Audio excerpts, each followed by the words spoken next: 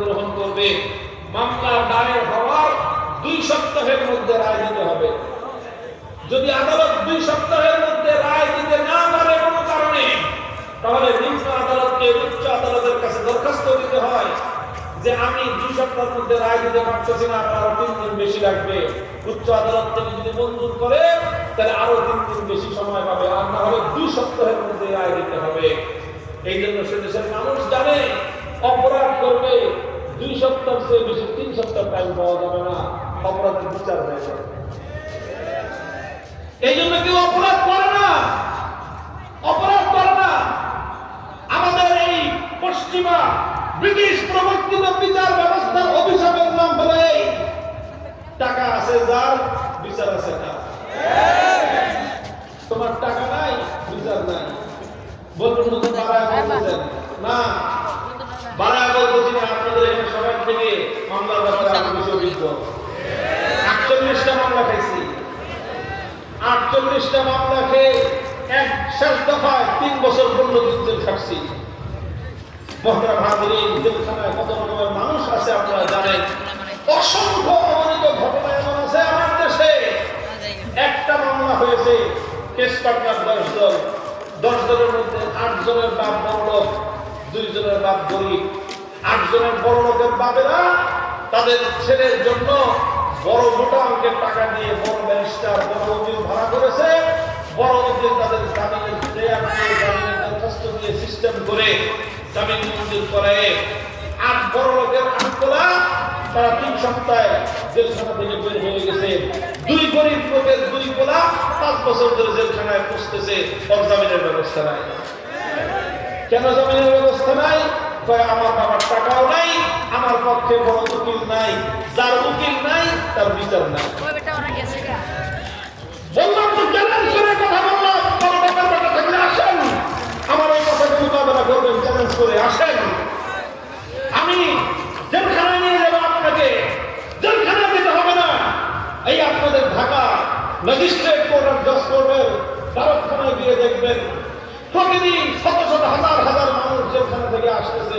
ওদেরকে জিজ্ঞাসা করেন যে কি অবস্থা ভাই, তো বলবে একই কথা, তোমার বেশি টাকা আছে, তোমার পক্ষে বড় উকিল আছে, তোমার পক্ষে বড় উকিল আছে, তোমার জামিন আছে, তোমার পক্ষে বড় উকিল আছে, মামলা তোমার পক্ষে আছে। কথা বলেন, এই বাড়ায় বলতেছি। আরে একটা কিসের উকিল রে? ঘটনা আমার আত্মা, তোমার সাথে আমার গণ্ডগোল, আমি তোমার মারছি না, তুমি আমার বক্সিং এর নকশা ফাটাই ফেলছো। উকিলের বাড়ি হলো সাতক্ষীরা, উকিলের বাড়ি হলো সুনামগঞ্জ। ওই উকিল কি জানে কে কার নকশা ফাটাইছে? ওই উকিল যে বিচারকের দরবারে গিয়ে বলে, ইওর অনার, জাহাপানা, আমার এখানে অবজেকশন, ইওর অনার। কি অবজেকশন? আমার মক্কেল নকশা ফাটায় নাই। কেমনে ফাটানি, কেমনে জানলেন? আরে বেটা তুই জানলি কেমনে বল? এই সমস্ত মধ্যস্থতাকারী, মধ্যস্বত্বভোগী মাঝখানে আরেকটা শ্রেণী তৈরি করে বিচার ব্যবস্থা দীর্ঘসূত্রিতা হয়ে যায়। লক্ষ লক্ষ মামলা পেন্ডিং আছে। এদেশের মানুষ বিশ্বাস করে যার টাকা আছে মামলা আমার বিপক্ষে যায় না।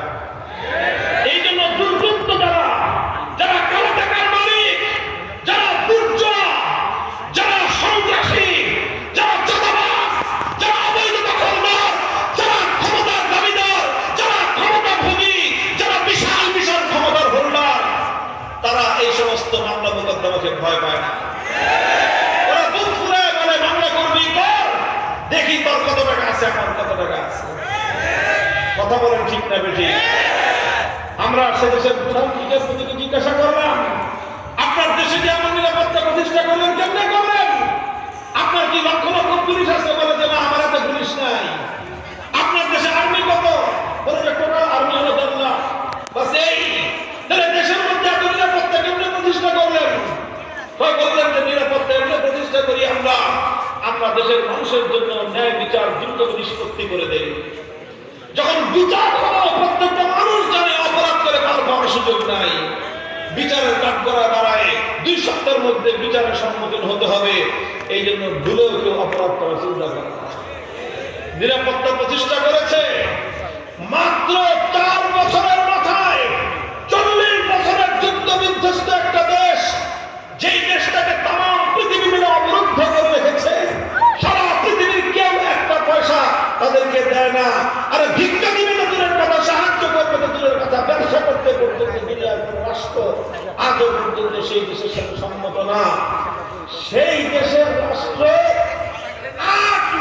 পরিবার, কত? 8 লক্ষ পরিবারকে প্রতি মাসে ভাতা দেয়, মাগনা টাকা দেয়, মাগনা। কাদেরকে ভাতা দেয়?